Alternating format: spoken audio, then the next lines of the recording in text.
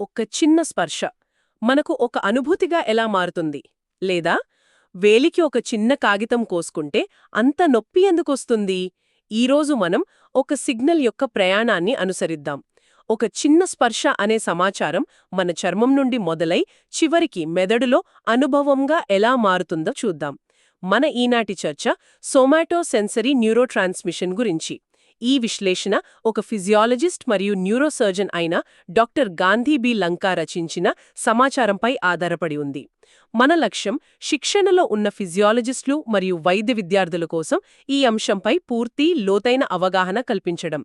రిసెప్టార్ల నుండి మొదలుకొని మెదడు మార్గాల వరకు ప్రతి అంశాన్ని వివరంగా చర్చిద్దాం. అవును, ఇది మన చర్మంలోని అతి చిన్న గ్రాహకాల దగ్గర మొదలయ్యే ఒక అద్భుతమైన ప్రయాణం. ఆ చిన్న సిగ్నల్ మన మెదడులో ఒక సంక్లిష్టమైన అనుభవంగా ఎలా మారుతుందో చూద్దాం. సరే, ఈ ప్రయాణం యొక్క మొదటి అడుగు అంటే ఈ వ్యవస్థ యొక్క మూలస్తంభాలైన రిసెప్టార్ల గురించి మాట్లాడుకుందాం. సరే, మొదలు పెడదాం. అసలు ఈ సిగ్నల్ ప్రయాణం ఎక్కడ మొదలవుతోంది? చర్మంలో ఉండే ఈ రిసెప్టార్లు, ఆ, గ్రాహకాల గురించి చెప్పండి. మన ప్రయాణం చర్మంలో ఉండే మెకానో రిసెప్టార్లతో మొదలవుతుంది. ఇవి స్పర్శ, పీడనం మరియు కంపనాలకు స్పందించే ప్రత్యేకమైన సెన్సార్లన్నమాట. ఈ సమాచారాన్ని అవి చాలా వేగంగా మైలిన్తో కప్పబడిన ఏ ఆల్ఫా లేదా ఏ బీటా అనే నరాల ఫైబర్ల ద్వారా పంపిస్తాయి. ఇందులో హ్మ్. ప్రధానంగా ఒక 4 రకాలుంటాయి. మొదటివి మిస్నర్ కార్పసెల్స్ మరియు పాసినియన్ కార్పసెల్స్. ఇవి చాలా వేగంగా స్పందిస్తాయి. వేగంగా స్పందించడం అంటే ర్యాపిడ్లీ అడాప్టింగ్ అంటారు కదా, అంటే అవి మార్పులను మాత్రమే గుర్తిస్తాయా? ఖచ్చితంగా వాటిని ఈవెంట్ డిటెక్టర్లు అని కూడా పిలవచ్చు. అంటే ఒక ఉద్దీపన మొదలైనప్పుడు, ముగిసినప్పుడు మాత్రమే అవి సిగ్నల్ పంపిస్తాయి. ఓ, అలాగా. అందుకే మీజ్నర్ కార్పస్కిల్స్ మనం ఒక వస్తువును పట్టుకున్నప్పుడు పట్టు జారకుండా చూట్టానికి తక్కువ ఫ్రీక్వెన్సీ కంపనాలకు ఉపయోగపడతాయి. ఇక పాసినియన్ కార్పస్కిల్స్ అయితే వాటికి ఉల్లిపాయ పొరల వంటి నిర్మాణం ఉంటుంది. దీనివల్ల అవి ట్యూనింగ్ ఫోర్క్ వంటి అధిక ఫ్రీక్వెన్సీ కంపనాలకు, లోతైన పీడనానికి స్పందిస్తాయి. అంటే ఇవి ఏదో జరిగింది అని చెప్పే అలారమ్స్ లాంటివన్నమాట. మరి మిగతా 2 రకాలు? మిగతా అవి మెర్కెల్ కణాలు మరియు రఫినీ ఎండింగ్స్. ఇవి నెమ్మదిగా స్పందిస్తాయి, అంటే స్లోలీ అడాప్టింగ్. అంటే వీటిని స్టేటస్ రిపోర్టర్లు అనొచ్చా? సరిగ్గా. ఇవి ఉద్దీపన ఉన్నంతసేపు నిరంతరం సిగ్నల్స్ పంపిస్తూనే ఉంటాయి. మెర్కెల్ కణాలు ఒక వస్తువు యొక్క ఆకారం, దాని అంచులు, ఆకృతి వంటి వివరాలను తెలియజేస్తాయి. రఫినీ ఎండింగ్స్ ఏమో చర్మం సాగినప్పుడు కీళ్ల కదలికల గురించి సమాచారాన్ని అందిస్తాయి. అద్భుతం! అంటే మన చర్మంలో ఒకే రకమైన సెన్సార్ లేదు. కొన్ని మార్పులను వెంటనే పసిగట్టేవి కొన్ని ఉంటే, మరికొన్ని నిరంతరం సమాచారాన్ని ఇచ్చేవి మరికొన్ని. అందుకే మనమొక వస్తువును పట్టుకున్నప్పుడు దాని అంచులను, ఆకృతిని నిరంతరం ఫీలవ్వగలుగుతామన్నమాట. సరిగ్గా చెప్పారు. ఈ 4 రకాల రిసెప్టార్ల కలయిక వల్లే మన స్పర్శజ్ఞానం ఇంత సున్నితంగా, వివరంగా ఉంటుంది. సరే, స్పర్శను గుర్తించే ఈ సెన్సార్ల వ్యవస్థ చాలా అద్భుతంగా ఉంది. కానీ కొన్నిసార్లు స్పర్శ ఆహ్లాదకరంగా ఉండదు కదా, అది హానికరంగా మారుతుంది. ఆ సమయంలో మన శరీరం పూర్తిగా భిన్నమైన వ్యవస్థను రంగంలోకి దించుతుంది. అదే నొప్పి.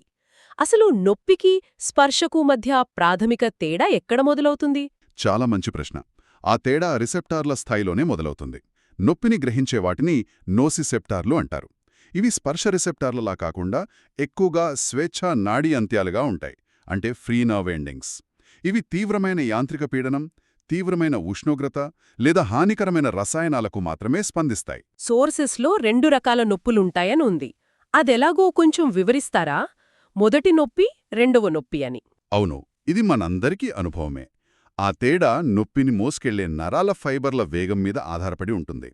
మొదటి రకం ఏ డెల్టా ఫైబర్లు. వీటికి పల్చని మైలిన్ కవచం ఉంటుంది. కాబట్టి ఇవి సంకేతాలను చాలా వేగంగా, సెకనుకు 12 నుండి 30 మీటర్ల వేగంతో ప్రసారం చేస్తాయి. ఇవే మొదటి నొప్పిని కలిగిస్తాయంటే వెంటనే వచ్చే పదునైన చురుక్కుమనే నొప్పి. ఇందులో ప్రధాన న్యూరోట్రాన్స్మిటర్ గ్లూటామేట్. అంటే మనం వేలు కోసుకున్నప్పుడు వెంటనే వచ్చే చురుక్కుమనే నొప్పి ఆ ఫాస్ట్ ఏ డెల్టా ఫైబర్లది.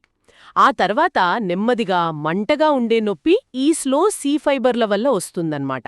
ఇది మనందరికీ అనుభవమే. ఖచ్చితంగా. ఆ రెండవ నొప్పిని సి ఫైబర్లు మోసుకొస్తాయి.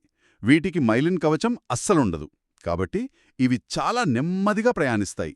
ఇవి నెమ్మదిగా మొదలయ్యే, మంటగా భరించలేని మరియు ఆ, ఎక్కడుందో స్పష్టంగా చెప్పలేని రెండవ నొప్పిని కలిగిస్తాయి. ఇవి గ్లూటామేట్ మరియు సబ్స్టెన్స్ పి అనే న్యూరో ట్రాన్స్మిటర్లను విడుదల చేస్తాయి. ఇంతకీ అణుస్థాయిలో నొప్పిని కలిగించే నిర్దిష్ట గేట్లు లేదా ఛానల్స్ ఏవి? అవును, అణుస్థాయిలో నొప్పికి ప్రత్యేకమైన గేట్లు లేదా ఛానల్స్ ఉంటాయి. ఉదాహరణకు, మనం మిరపకాయ తిన్నప్పుడు మంట ఎందుకొస్తుంది? దానికి కారణం TRPV1 అనే ఛానల్. ఇది సుమారు 47 డిగ్రీల సెల్సియస్ కంటే ఎక్కువ వేడికి, మిరపకాయలోని క్యాప్సైసిన్కు రెండింటికీ స్పందిస్తుంది. ఓ, అంటే మెదడును మోసం చేస్తున్నామన్నమాట. వేడి లేకపోయినా వేడి ఉన్నట్టు ఫీలయ్యేలా చేస్తున్నాం. ఒక రకంగా అంతే. అలాగే హానికరమైన చలికి, కొన్ని రసాయనాలకు TRPA1 అనే మరో గేట్ స్పందిస్తుంది.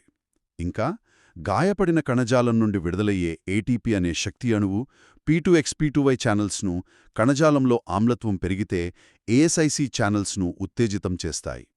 ఇవన్నీ నొప్పి సిగ్నల్ను మొదలుపెట్టే ట్రిగ్గర్లు. దురద గురించి కూడా సోర్సెస్లో ప్రస్తావించారు. అది కూడా ఆ నొప్పికి సంబంధించిందేనా? పాక్షికంగా దురదకు కూడా ఒక ప్రత్యేక మార్గముంటుంది. కానీ అది నొప్పి మార్గాలతో చాలా దగ్గరగా ముడిపడి ఉంటుంది. ఆసక్తికరమైన విషయం ఏమిటంటే, మనం గోకినప్పుడు స్పర్శకు సంబంధించిన పెద్ద, వేగవంతమైన ఫైబర్లు అంటే A-బీటా ఫైబర్లు ఉత్తేజితమవుతాయి. ఇవి వెన్నుపాములోని డార్సల్ హార్న్లో నొప్పి లేదా దురద సిగ్నల్ ప్రసారాన్ని అడ్డుకుంటాయి. అందుకే గోకితే తాత్కాలికంగా దురద తగ్గుతుందన్నమాట. సరే, మరి ఉష్ణోగ్రతను గ్రహించడం ఎలా? వేడి, చల్లదనం కూడా నొప్పి వ్యవస్థ లాంటిదేనా? కాదు, వీటికి ప్రత్యేకమైన థర్మోరిసెప్టార్లున్నాయి. కానీ అవి కూడా కొన్ని TRP ఛానల్స్నే వాడుకుంటాయి. చల్లని గ్రాహకాలు A-డెల్టా మరియు C ఫైబర్ల ద్వారా పనిచేస్తాయి. వీటిలో TRPM8 అనే ఛానల్ ఉంటుంది. ఇది చల్లదనానికి. మరియు పిప్పర్మెంట్లోని మెంథాల్కు కూడా స్పందిస్తుంది కదా? అవును, అందుకే మెంథాల్ చల్లగా అనిపిస్తుంది. మళ్ళీ మెదడును మోసం చేయడమే. అవును. అలాగే వెచ్చని గ్రాహకాలు C ఫైబర్ల ద్వారా పనిచేస్తాయి. వీటిలో TRPV3, TRPV4 ఛానల్స్ ఉంటాయి. అయితే ఒక ముఖ్యమైన విషయం ఏమిటంటే, ఉష్ణోగ్రత హానికరమైన స్థాయికి చేరినప్పుడు, అంటే సుమారు 45 డిగ్రీల సెంటీగ్రేడ్ కంటే ఎక్కువైనా లేదా 10 డిగ్రీల సెంటీగ్రేడ్ కంటే తక్కువైనా, అప్పుడు ఈ థర్మోరిసెప్టార్లు కాకుండా నోసిసెప్టార్లు ఉత్తేజితమవుతాయి. అందుకే మనకు మంట లేదా చలితో కూడిన నొప్పి వస్తుంది. ఒక భౌతిక స్పర్శ లేదా ఉష్ణోగ్రత మార్పు మెదడుకు అర్థమయ్యే విద్యుత్ సంకేతంగా ఎలా మారుతుంది? ఈ ట్రాన్స్లేషన్ ప్రక్రియ ఎలా జరుగుతుంది? దీనిని సెన్సరీ ట్రాన్స్డక్షన్ అంటారు. పాసినియన్ కార్పస్కుల్ ఉదాహరణతో ఇది సులభంగా అర్థమవుతుంది. దానిపై పీడనం పడినప్పుడు దాని పొరలు వంగుతాయి. ఈ యాంత్రిక శక్తి నాడీ అంత్యంలోని అయాన్ ఛానల్స్ను తెరుస్తుంది. సోడియం అయాన్లు లోపలికి ప్రవహించడం వల్ల అక్కడొక చిన్న విద్యుత్ మార్పు వస్తుంది. ఒక చిన్న స్పార్క్ లాంటిదా? దానిని జనరేటర్ పొటెన్షియల్ అంటారా? సరిగ్గా. ఆ స్పార్క్ అంటే జనరేటర్ పొటెన్షియల్ ఒక నిర్దిష్ట స్థాయికి అంటే థ్రెషోల్డ్కు చేరుకుంటే అదొక పూర్తిస్థాయి నరాల సంకేతాన్ని అంటే యాక్షన్ పొటెన్షియల్ను ఉత్పత్తి చేస్తుంది. దీని మొత్తం అర్థమేమిటి? అంటే మెదడుకు వేలకొంది సిగ్నల్స్ వస్తుంటాయి. అది స్పర్శ, నొప్ప, ఎక్కడి నుండి వస్తోంది, ఎంత బలంగా ఉంది అని ఎలా గుర్తిస్తుంది? మూలాల్లో 4 ముఖ్య లక్షణాలను పేర్కొన్నారు. అవును, ప్రతి ఇంద్రియ వ్యవస్థ 4 ప్రాథమిక లక్షణాలను కోడ్ చేస్తుంది: విధానం, ప్రదేశం, తీవ్రత మరియు వ్యవధి. విధానం అంటే మోడాలిటీ, అంటే అది ఏ రకమైన ఉద్దీపన, స్పర్శ, నొప్ప, వేడ లేదా చల్లదనమా అని. ఇది ఏ రకమైన రిసెప్టార్ ఉత్తేజితమైంది అనే దానిపై ఆధారపడి ఉంటుంది. ప్రదేశం అంటే సిగ్నల్ ఎక్కడి నుండి వస్తోందో చెప్పడం. ఇది ఎలా సాధ్యం? మన వేలికొనపై 2 సూదులు దగ్గరగా ఉన్నా వేర్వేరుగా గుర్తించగలం. కానీ వీపు మీద అదే దూరంలో ఉంటే ఒకే సూదిలా అనిపిస్తోంది. ఎందుకని? దానికి కారణం రిసెప్టివ్ ఫీల్డ్ సైజ్ మరియు లేటరల్ ఇన్హిబిషన్. వేలికొనలపై రిసెప్టివ్ ఫీల్డ్స్ చాలా చిన్నవిగా, దట్టంగా ఉంటాయి. వీపుపై అవి పెద్దవిగా ఉంటాయి. ఇక లేటరల్ ఇన్హిబిషన్ అనేది చాలా ఆసక్తికరమైన మెకానిజం. ఇదొక న్యూరాన్ యాక్టివేట్ అయినప్పుడు అది తన చుట్టూ ఉన్న న్యూరాన్లను కొద్దిగా అణిచివేస్తుంది. ఆ అంటే నేనే ఇక్కడ మెయిన్ సిగ్నల్ అని చెప్పినట్టు దీనివల్ల సిగ్నల్ చాలా షార్ప్గా స్పష్టంగా ఉంటుందన్నమాట. ఖచ్చితంగా. ఇక తీవ్రత అంటే ఇంటెన్సిటీ అనేది యాక్షన్ పొటెన్షియల్ ఫ్రీక్వెన్సీ మీద మరియు ఉత్తేజితమైన ఫైబర్ల సంఖ్యపై ఆధారపడి ఉంటుంది. వ్యవధి అంటే డ్యూరేషన్ అనేది రిసెప్టర్ అడాప్టేషన్ మీద ఆధారపడి ఉంటుంది. మనం ముందే చర్చించుకున్నట్లు కొన్ని వేగంగా, కొన్ని నెమ్మదిగా అడాప్ట్ అవుతాయి. అందుకే మనం బట్టలు వేసుకున్న కాసేపటికి వాటి స్పర్శను గమనించం. ఇదంతా సిగ్నల్ గురించి. కానీ ముఖ్యంగా నొప్పి విషయంలో అది కేవలం ఒక సిగ్నల్ కాదు, ఒక అనుభవం. సోర్సెస్లో నొప్పి మరియు నోసిసెప్షన్ మధ్య స్పష్టమైన తేడాను చూపించారు. అవును, ఇది వైద్య విద్యార్థులు తప్పక గుర్తుంచుకోవాల్సిన తేడా. నోసిసెప్షన్ అనేది హానికరమైన ఉద్దీపనల వల్ల కలిగే నాడీ కార్యకలాపం. ఇది ఒక ఆబ్జెక్టివ్ ప్రక్రియ. కానీ నొప్పి అనేది ఆ సంకేతాలతో ముడిపడి ఉన్న ఒక అసహ్యకరమైన ఇంద్రియ మరియు భావోద్వేగ అనుభవం. ఇది సబ్జెక్టివ్, అంటే వ్యక్తిగతమైనది. అందుకే ఒకే గాయానికి ఇద్దరు వ్యక్తులు భిన్నంగా స్పందించవచ్చు. సరిగ్గా. ఆ అనుభవంలో కూడా తేడాలుంటాయి. సోర్సెస్లో హైపర్అల్జీసియా, అలోడినియా అనే పదాలున్నాయి. వాటి అర్థమేమిటి? హైపరాల్జీసియా అంటే నొప్పి కలిగించే ఉద్దీపనకు అతిగా స్పందించడం, చిన్న దెబ్బకు తీవ్రమైన నొప్పి రావడం లాంటిది. అలోడినియా అంటే సాధారణంగా నొప్పి కలిగించని ఉద్దీపన కూడా నొప్పిని కలిగించడం. దీనికి ఉత్తమ ఉదాహరణ సన్బర్న్. అవును, ఎండకు కాలిన చర్మంపై గోరువెచ్చని నీరు పడితే కూడా తీవ్రమైన మంట, నొప్పి రావడం. అది అలోడినియాకు ఒక క్లాసిక్ ఉదాహరణ. అసలు గాయమైన చోట నొప్పి ఎందుకు తీవ్రమవుతుంది లేదా కొనసాగుతుంది? దీనికి రెండు కారణాలున్నాయి. ఒకటి, పెరిఫెరల్ సెన్సిటైజేషన్. గాయపడిన కణజాలం బ్రాడీకినిన్, ప్రోస్టాగ్లాండిన్స్ వంటి రసాయనాల సూప్ను విడుదల చేస్తాయి. ఇవి అక్కడున్న నోసిసెప్టార్ల సున్నితత్వాన్ని పెంచుతాయి. అంటే వాటిని ఇంకా సెన్సిటివ్గా చేస్తాయన్నమాట. అవును. రెండవది సెంట్రల్ సెన్సిటైజేషన్. నిరంతరం నొప్పి సిగ్నల్స్ రావడం వల్ల వెన్నుపాములో ఎన్ఎండిఏ రిసెప్టార్లు అతిగా ఉత్తేజితమై చిన్న సిగ్నల్స్ను కూడా పెద్దవిగా చేసి మెదడుకు పంపిస్తాయి. దీర్ఘకాలిక నొప్పికి ఇదొక ముఖ్య కారణం. అంతర్గత అవయవాల నొప్పి అంటే గుండె నొప్పి వంటివి కొన్నిసార్లు వేరే ప్రదేశంలో ఎందుకొస్తాయి? దానిని రిఫర్డ్ పెయిన్ అంటారు. ఉదాహరణకు గుండె నొప్పి ఎడమచేయికి వ్యాపించడం. దీనికి కారణం గుండె నుండి మరియు చెయ్యి నుండి వచ్చే నొప్పి సంకేతాలు వెన్నుపాములో ఒకే న్యూరాన్పై కలుస్తాయి. మన మెదడుకు ఆ సిగ్నల్ చెయ్యి నుండి వస్తుందని తప్పుగా అనిపిస్తుంది. అలాగా? సరే, ఇప్పటిదాకా సిగ్నల్ పుట్టుక, దాని లక్షణాల గురించి చూశాం. ఇప్పుడు ఆ సిగ్నల్ మెదడుకు ఎలా చేరుతుందో చూద్దాం. మూలాల్లో రెండు ప్రధాన మార్గాలు అంటే హైవేలు గురించి వివరించారు. అవును, రెండు ప్రధాన అసెండింగ్ పాత్వేస్ ఉన్నాయి. మొదటిది డార్సల్ కాలం మీడియల్ లెమ్నిస్కస్ లేదా DCML మార్గం. ఇది స్పర్శ, కంపనం, ప్రొప్రియోసెప్షన్ వంటి సున్నితమైన సమాచారాన్ని తీసుకువెళ్తుంది. ఈ ఫైబర్లు వెన్నుపాములో అదే వైపున పైకి ప్రయాణించి మెడుల్లాలో వ్యతిరేక వైపుకు క్రాస్ అవుతాయి. సరే, ఇది మొదటి హైవే. రెండవది? రెండవ హైవే స్పైనోథాలమిక్ మార్గం. ఇది నొప్పి మరియు ఉష్ణోగ్రత సంకేతాలను తీసుకువెళ్తుంది. ఈ ఫైబర్లు వెన్నుపాములోకి ప్రవేశించిన వెంటనే వ్యతిరేక వైపుకు క్రాస్ అయి అప్పుడు పైకి ప్రయాణిస్తాయి. ఇది చాలా ఆసక్తికరంగా ఉంది. అంటే స్పర్శ సిగ్నల్స్ ఒక దారిలో, నొప్పి సిగ్నల్స్ మరో దారిలో వెళ్తూ వేర్వేరు చోట్ల క్రాస్ అవుతాయి. దీనివల్ల వెన్నుపాముకు గాయం జరిగినప్పుడు చాలా విచిత్రమైన ఫలితాలొస్తాయి కదా? ఖచ్చితంగా. దీనికొక అద్భుతమైన క్లినికల్ ఉదాహరణ బ్రౌన్ సెకార్డ్ సిండ్రోమ్. ఇది వెన్నుపాము సగం మాత్రమే దెబ్బతిన్నప్పుడు సంభవిస్తుంది. ఉదాహరణకు, వెన్నుపాము కుడివైపు దెబ్బతింటే గాయం జరిగిన వైపు అంటే కుడికాల్లో స్పర్శ, కంపనం కోల్పోతారు. కానీ వ్యతిరేక వైపు అంటే ఎడమకాల్లో నొప్పి మరియు ఉష్ణోగ్రత అనుభూతిని కోల్పోతారు. వావ్! అంటే ఒకే వ్యక్తి ఒక కాలులో స్పర్శ కోల్పోయి రెండో కాల్లో నొప్పిని కోల్పోతాడా? ఇది చాలా విచిత్రంగా ఉంది. సరే, ఇప్పుడు మన ప్రయాణంలో చివరి దశకొచ్చాం. మెదడు కేవలం ఈ సిగ్నల్స్ను స్వీకరించడమేనా, లేక వాటిని నియంత్రించగలదా? మెదడు కేవలం ఒక రిసీవర్ కాదు, అది ఒక మాస్టర్ కంట్రోలర్. నొప్పిని నియంత్రించడానికి మన శరీరంలో అద్భుతమైన యంత్రాంగాలున్నాయి.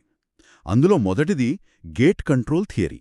అదే దెబ్బ తగిలినప్పుడు రుద్దుకోవడం వెనుక ఉన్న సైన్స్? సరిగ్గా అదే.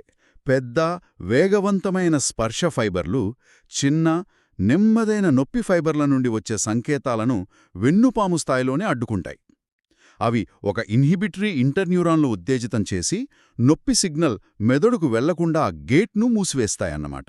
అందుకేనా మనకు దెబ్బ తగలగానే ఆ చోట గట్టిగా రుద్దుకుంటాం? మనం అలా చేయడం ద్వారా ఆ పెద్ద స్పర్శ ఫైబర్లను యాక్టివేట్ చేసి నొప్పి సిగ్నల్ వెళ్లే గేట్ను మూసేస్తున్నామన్నమాట. అవును. ఇక రెండవ యంత్రాంగం ఓపియాయిడ్స్. మన శరీరంలో ఎన్కెఫాలిన్స్, ఎండార్ఫిన్స్ వంటి సహజమైన ఓపియాయిడ్స్ ఉంటాయి. బయట నుండి తీసుకునే మార్ఫిన్ వంటి మందులు కూడా ఇలాగే పనిచేస్తాయి. ఇవి వెన్నుపాములో ప్రీసినాప్టిక్గా, పోస్ట్ సినాప్టిక్గా నొప్పి ప్రసారాన్ని అడ్డుకుంటాయి. అంటే సిగ్నల్ పంపే స్టేషన్ను, రిసీవ్ చేసుకునే స్టేషన్ను రెండింటినీ ఒకేసారి ఆపేస్తున్నాయన్నమాట. మరి మెదడు పైస్థాయి నుండి పంపే కమాండ్స్ ఏమైనా ఉంటాయా? అదే మూడవ అత్యంత శక్తివంతమైన యంత్రాంగం. దానిని అవరోహణ నొప్పి నిరోధక మార్గాలు అంటారు. మెదడులోని పెరియాక్విడక్టల్ గ్రే లేదా పిఏజీ అనే ప్రాంతం ఒక కమాండ్ సెంటర్లా పనిచేస్తుంది. తీవ్రమైన ఒత్తిడి లేదా భయం వంటి సందర్భాల్లో ఈ కేంద్రం యాక్టివేట్ అవుతుంది. అది సెరటోనిన్ మరియు నోరెపినెఫ్రిన్లను వెన్నుపాములోకి విడుదల చేసి నొప్పిని శక్తివంతంగా అడ్డుకుంటుంది. చివరిగా, ఈ పరిశోధన భవిష్యత్తులో నొప్పి నివారణకు ఎలా సహాయపడుతుంది? దీర్ఘకాలిక నొప్పితో బాధపడేవారికి కొత్త ఆశలు ఏవి? దీర్ఘకాలిక నొప్పికి సాధారణ మందులు పనిచెయ్యనప్పుడు ఈ మార్గాల్లోని నిర్దిష్ట అణువులను లక్ష్యంగా చేసుకుంటున్నారు. ఉదాహరణకు, మనం ముందుగా చర్చించుకున్న TRPV1 రిసెప్టార్లను లక్ష్యంగా చేసుకుని క్యాప్సైసిన్ క్రీమ్లు పనిచేస్తాయి.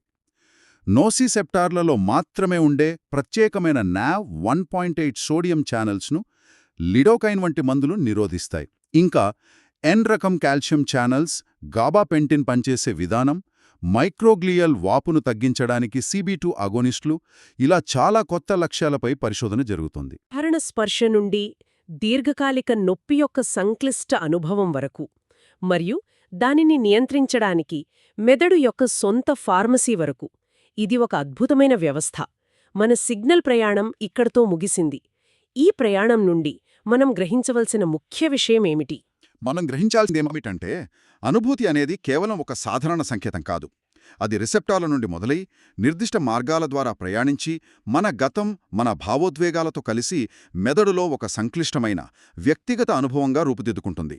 నొప్పి అనేది కేవలం కణజాల నష్టం యొక్క సూచిక కాదు. అది మెదడు యొక్క అభిప్రాయం, ఒక అవుట్పుట్. ఇది నిజంగా ఆలోచింపజేసే విషయం. చివరగా ఒక ప్రశ్నతో ముగిద్దాం. సోర్సెస్లో ఫాంటమ్ లింబ్ నొప్పి గురించి ప్రస్తావించారు. అక్కడ ఒక అవయవం తొలగించబడినప్పటికీ ఆ అవయవంలో నొప్పి ఉన్నట్లనిపిస్తుంది.